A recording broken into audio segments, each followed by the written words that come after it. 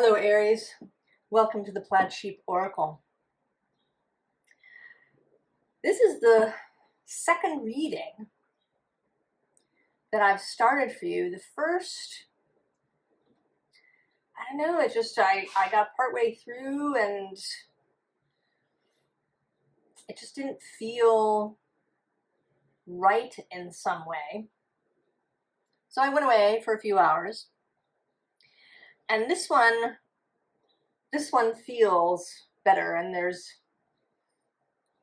there's more confirmation for me. If you've been here for a while, you know that my readings tend to unfold like a story.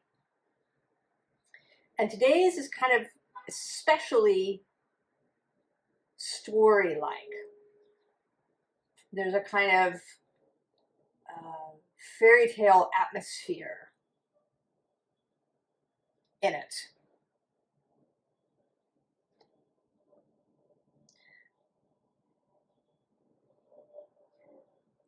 We begin with this Dragon Power card. And you see here that this person, I think you, is asleep. Some of what I'm going to talk about may be unfolding in your sleep, or perhaps when you are daydreaming. It's sort of not, these things are not associated with regular waking life. You know, just sort of going about your day. We also start here with this Rest card. And it may be that you've been sleeping more or needing more sleep lately. I certainly feel like I need more sleep, although I have some trouble sleeping.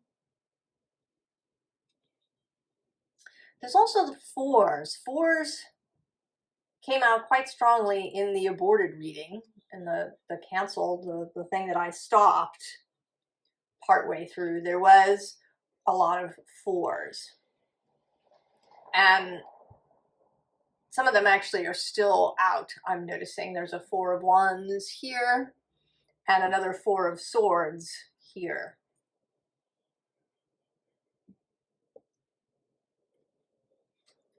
So there's something about fours. And I don't, I want to say fours are often seen as stability, but they can also be a limitation. And they kind of came out both ways in the reading that I stopped.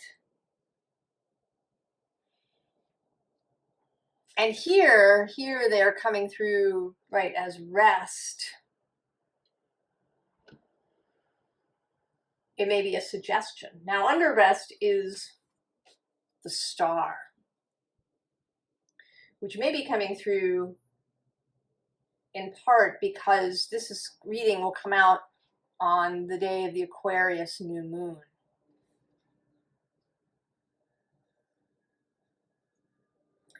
And the Star is traditionally associated with Aquarius. But there's also something about wishing upon a star and following your star.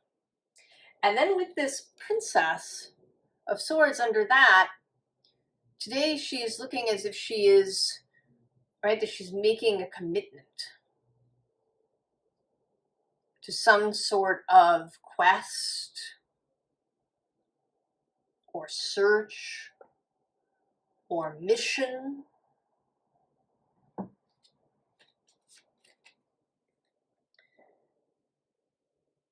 And that's part of that kind of fairy tale atmosphere. Now, the bottom of this deck is very interesting Because we start with this very casual Queen of Cups. She looks, right, she's very confident, very comfortable, at ease with herself. And I think that if you worry that you don't have kind of the emotional skills, or if you've been having emotional difficulties, I think she's here to reassure you that, you know, these things happen. It doesn't mean that you don't have these skills. It just means that you're human. Because right below her are what are, for me, the two aspects of Aries showing up together: the Emperor and the Fool. Right? So the Emperor as the leader, the responsible one, the one that, the courageous one. All of these things are associated with Aries. But then the Fool is too, right? The Fool is that spontaneity, the willingness to just rush in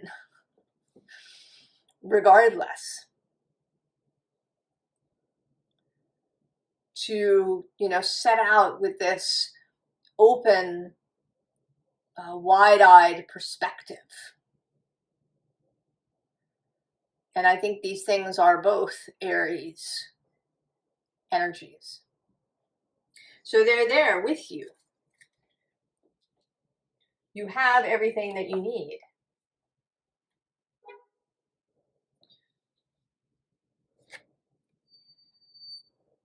Knight, King of Swords. Authority. And here he is looking like, not exactly like a protector, but like somebody who maybe is a little jaded. Somebody, you know, if he is the protector, he's been there for a long time. And he's kind of jaded.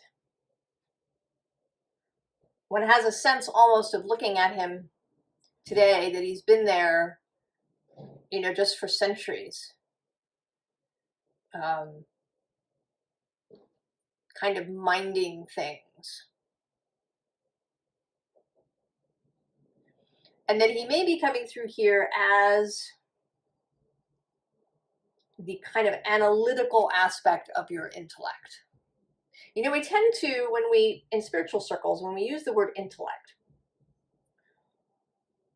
usually we mean, or often we mean, that kind of analytical side. The part that can, you know, step out and see things in abstract terms. But the brain actually has the capacity both to do that as well as to see things holistically. And so he, you know, it's he actually, right, he would have the capability to do both. But I think that he's gotten a little stuck in this top-down analytical mode because he's been there for so long.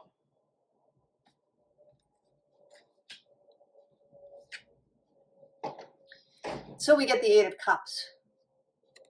And this says retreat, but I always see this card as a bowling ball that's poised to knock all of these cups over. And today, for reasons that I don't know, I'm going to say it, maybe it means something to somebody, it's making me think of Rip Van Winkle. And maybe it's like this combination of sleep and dreams. You know, because in Rip Van Winkle, right, he goes to sleep on the hillside and wakes up 100 years later because he's been playing with the Fae folk. And there's bowling in that story. So something about, right, about having been asleep of having been somewhere else for a long time. Perhaps in a story that doesn't belong to you, or that only belonged to you for a while.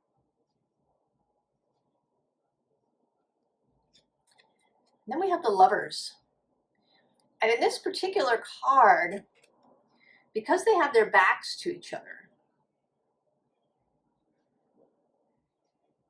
this feels, right, like something unseen.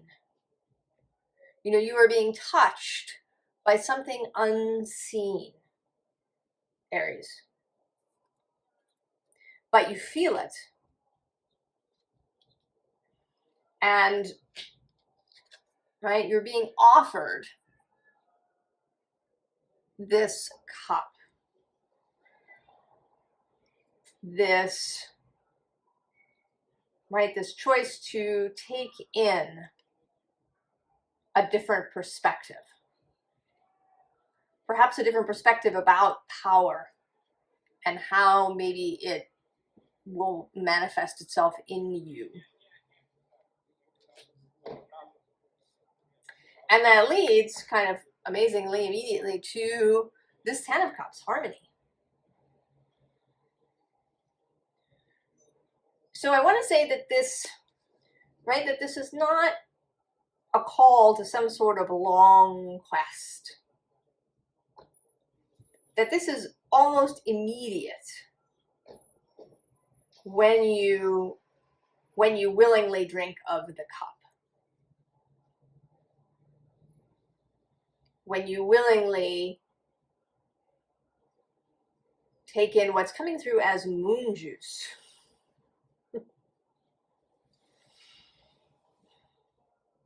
There was, in the reading that I ended, a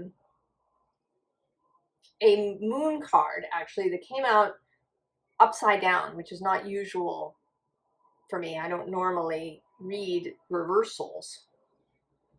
And in it, there's a crab that's kind of stuck to a rock, refusing to let go. Maybe I could find it. So it's probably here, somewhere at the top. Oops.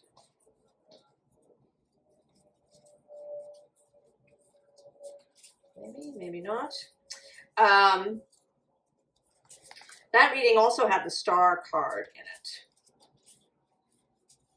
Oh, there we go. So, right, moon card normally this way up, came out this way.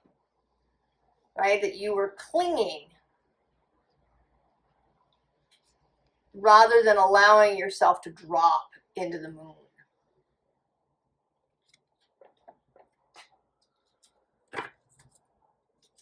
So allowing yourself, right, to drink the moon juice, to drop into the moon.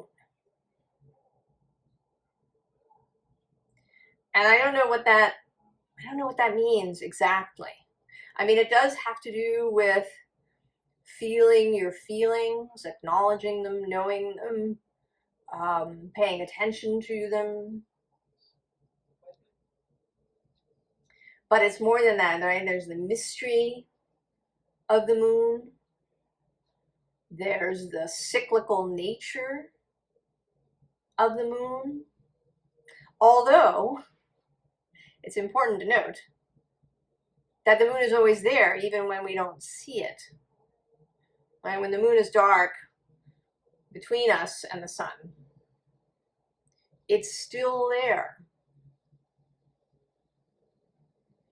So although there is this cycle, there is also a constancy.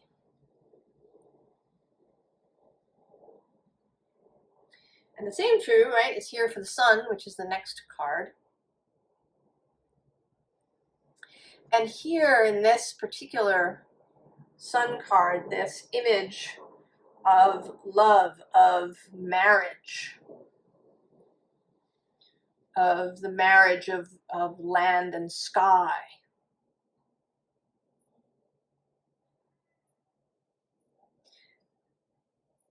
and of daytime. There's something here about daytime and nighttime.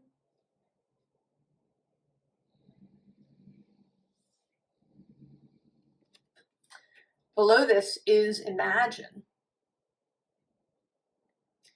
And then this card, which came out in the Scorpio reading as, just, like steps away from making it, right? Almost to where you want to be.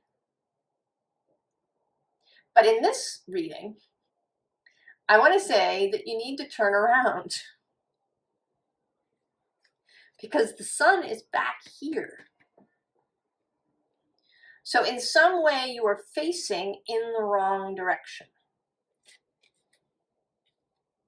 right? You want to be in your imagination. Maybe you've been really taking stock of your situation, where you are, how things are going. Maybe you've been wanting to be realistic or strategic in some way.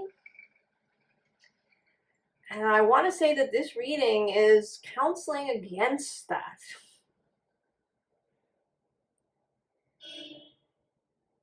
That the path forward for you, where you want to go, right, to end up, to have the experiences you want to have,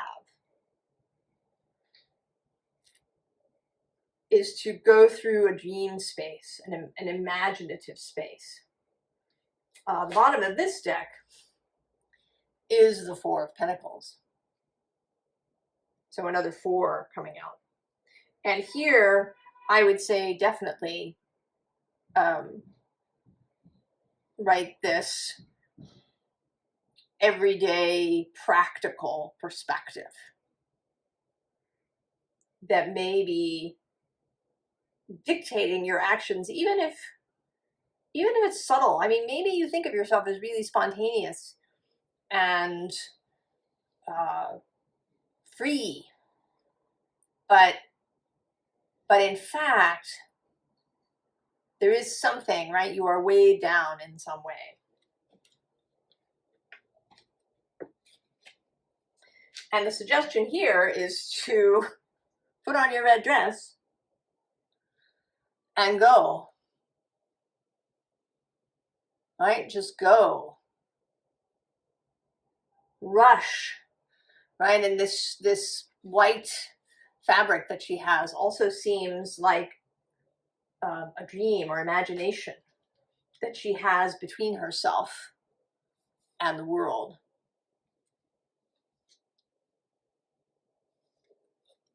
And then this Judgment card, right? Leaving stuff behind and heading up.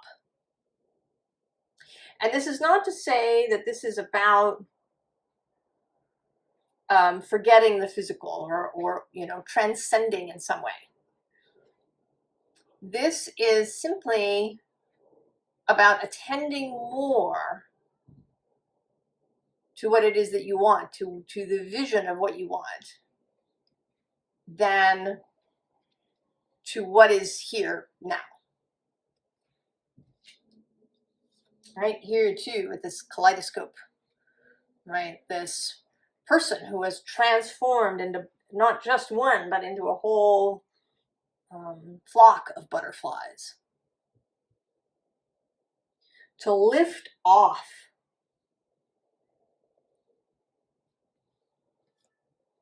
Right? To release from where you're stuck. Right? With this dryad of kinship, right? To choose this energy over this energy.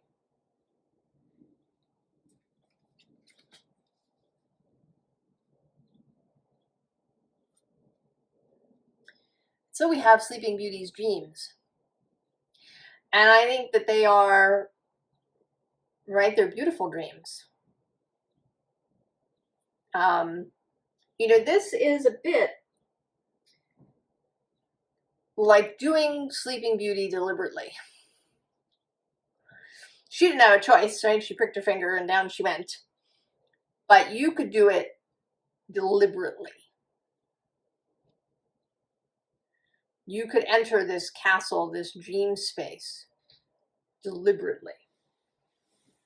Because at the bottom of this deck, we have the gardener.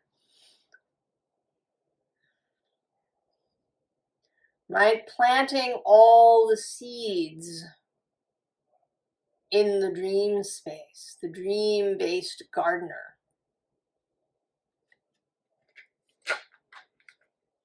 And there's also this home in the sky card. Right? Lifting off. Because then we have the lullaby.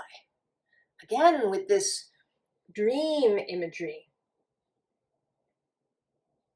With,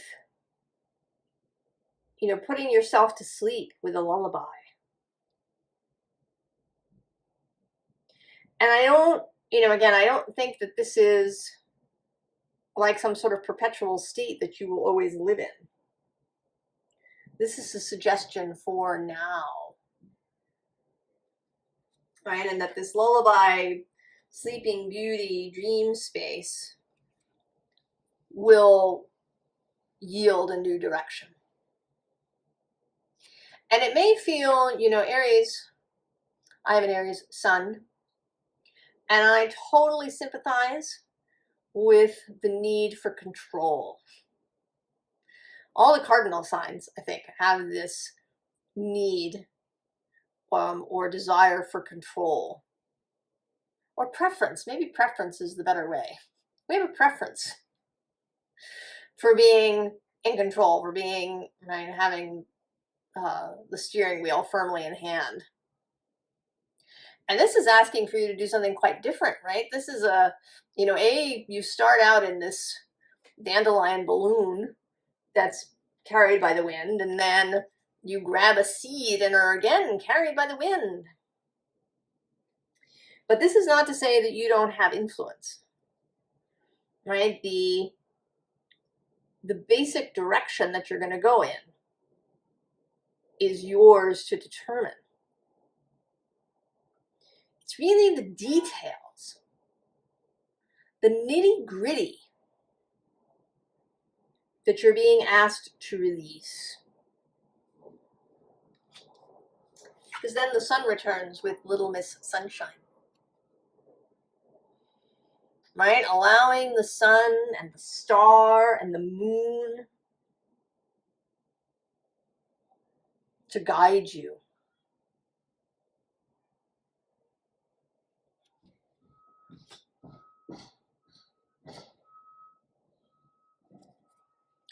So, Ace of Voices.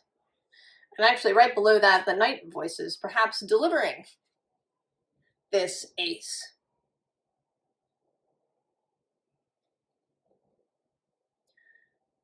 Clarity.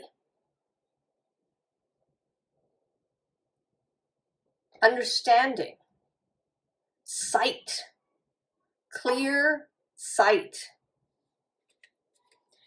And that the basis of all of this clear sight, first of all, below this is the Muse of Emotions, who sits in the king slot in this deck.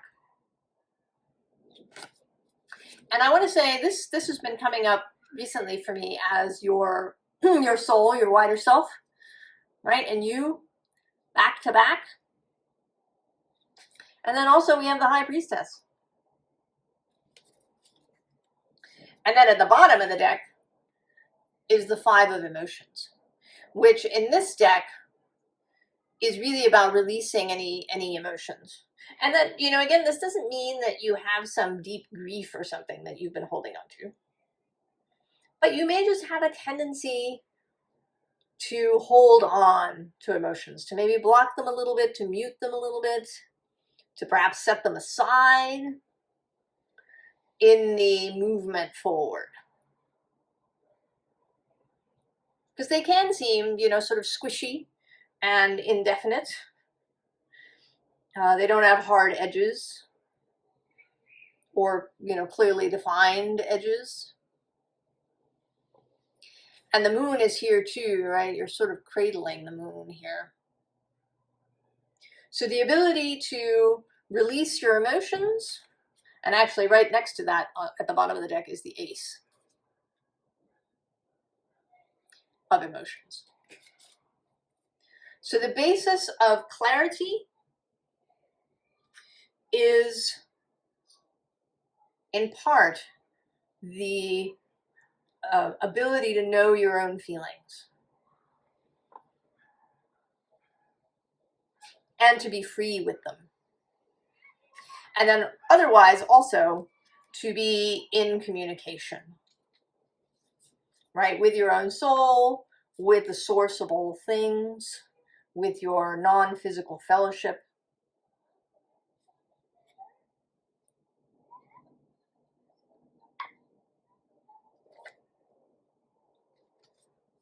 Three of inspiration. Sometimes I see this as her crossing the gap, but lately I've really been seeing it as I think it was meant to be, which is that she's kicking over the dominoes. She's just, right, she's starting the process. Your desire, your vision sets the process into motion. And then your job, Four of Voices, Four of Swords, again, is to hold the vision and to relax, right? To lean back in your rose-petaled bath and just let it come. And then we get the Ten of Cups, Ten of Emotions again. And here, right, I think this is all of the components of your wish, of your desire, of your dream coming together. They're weaving this magical mandala-like thing together. Right? It's happening, even if you can't see it right in front of you.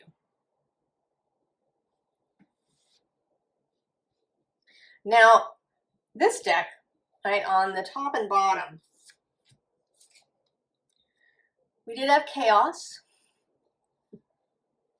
And actually, underneath this thicket of thorns with uncertainty. So, you know, it may be that in your Sleeping Beauty dream that you're sort of afraid that you're going to come out of the dream and there's going to be this thicket of thorns that you have to get through. But in the Sleeping Beauty story, it's the people coming in from outside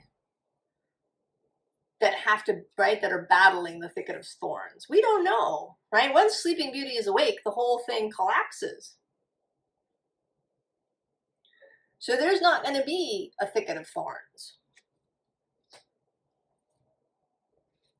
And then the bottom of the deck is wisdom.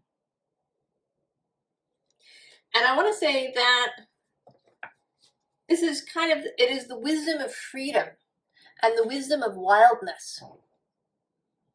I was actually just reading a little story. There was a Siberian owl that escaped the New York City Zoo a year ago. And he's still out there on his own. He, you know, bird watchers and other people have reported him all over Manhattan Island. And he's been, you know, seen just in the last few days. Right? They worried about him, but he's clearly been able to fend for himself. He has the wisdom of, right, of owlness. It is within him. And so you too contain all the wisdom, all of the skills, right? That Emperor and Fool and Queen of Cups combo, where you have everything that you need.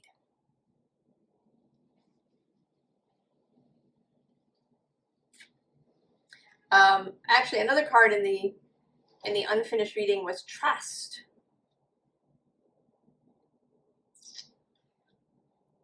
So there is a matter of trust.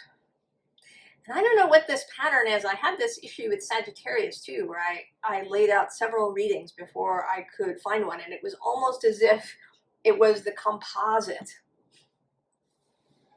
of the readings. And that seems to be true here as well. The basis card, the general energy card that came out here was Jupiter and this abundance.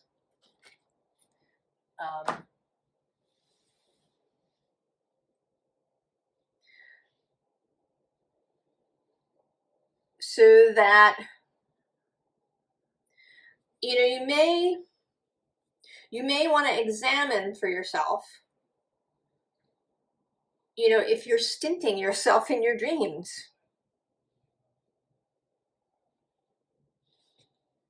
How big is your dream? What are you allowing for yourself in your dream? I think that you want, right, that what wants to come through here is that you shouldn't think practically when you dream. Just forget it.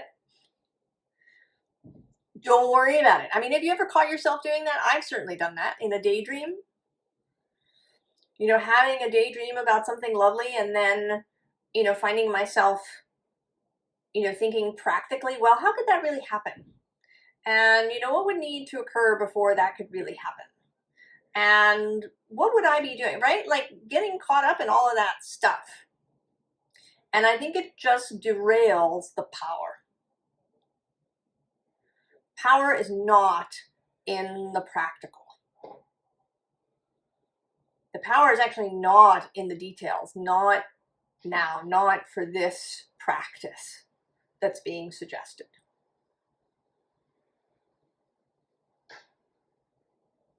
The power is in imagination and in being free with it and free with what you feel and desire and want to experience. And advice, naturally, the Lovers. And then below that, this Seven of Cups, which in this deck to me is absolutely about co-creation. And in this case, with your wider self and the source of all things. Right? You decide and then, right, it comes into being. But you let them, here's the Two of Pentacles, mind the details. Let the universe mind the details. It's so much better at it than you. So much. Right? Even than your wider self, which is pretty great. But it's just one piece of the stream. Right? There's the whole of source that exists behind that. Right? So here, right here you are, Three of Wands. And then at the bottom of this deck is this very dreamy Six of Swords as the basis. And then we have the Hermit. Keeping your own counsel. I would suggest that this is not a practice to share with everyone. Maybe with a very close confidant, an intimate person.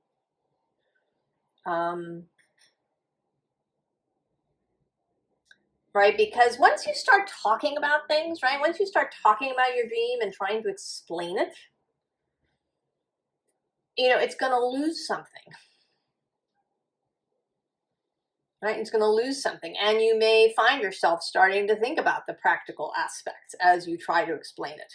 Or if the well-meaning person that you say this to says, oh, well, how is that going to happen? No. So keep your own counsel. Right? That's usually considered the star there in his lantern. Just keep it to yourself. And then here, Queen of Swords. But this Queen of Swords, right, is kind of producing butterflies. So this is that other aspect of the intellect, the imagination, the holistic side of the intellect that dreams and discerns.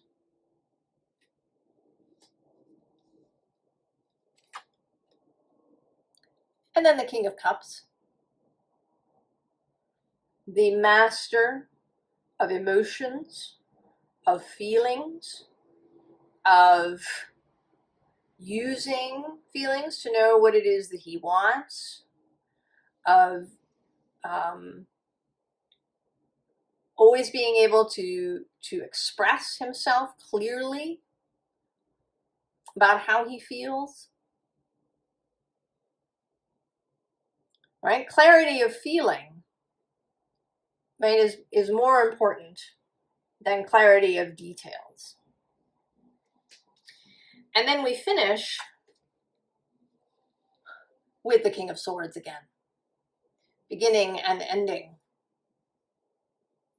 And here, right, he's a more, right, he's kind of a more dreamy King of Swords. He's not, right, he's got these wings. There's an owl with him and crows, and right, there's all kinds of stuff going on here. There's Da Vinci's Vitruvian Man.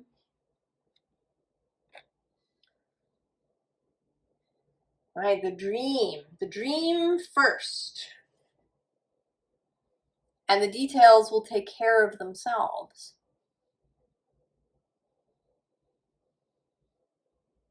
I sometimes see him as sort of pensive, but I think today that he is meant to be dreamy, that he's having a daydream, and that it's, right, it's coming out from him, coming out, solidifying in the firmament as he dreams, right? There's this sun image in the background coming back, right? The mandala coming into being. So, Aries.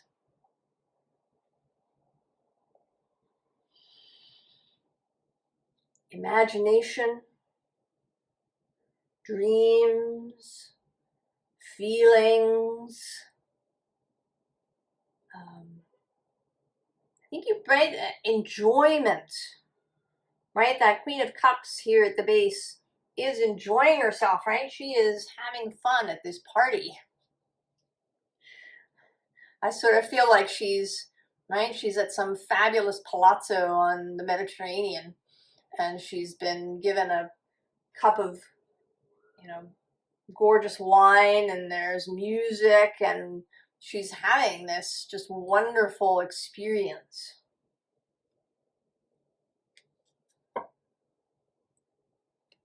Really let yourself go, Aries, in this space.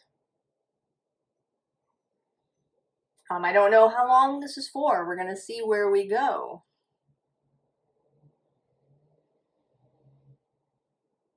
And it may be, if we're thinking astrologically, Chiron and the North Node just met up. As the North Node moves retrograde and Chiron moves forward, they are meeting up as we speak. I don't know when the exact conjunction is. So maybe there's something, right? Something about the healing power of dreams that wants to come through here. And this could definitely be actual sleep dreams. But it does feel, with that imagination component, and also the sun showing up as well as the moon, that this is also, or maybe primarily, about daydreams, about sort of directed dreams. where you really just let yourself go. And kind of let the dream unfold a little bit, right? You have some direction and some control, but right, allow the dream to unfold as well.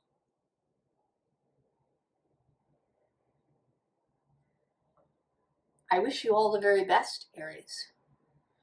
And you should report back if you have any really interesting experiences while doing this. I wish you the very, very best, and I will see you next time, Aries. So long.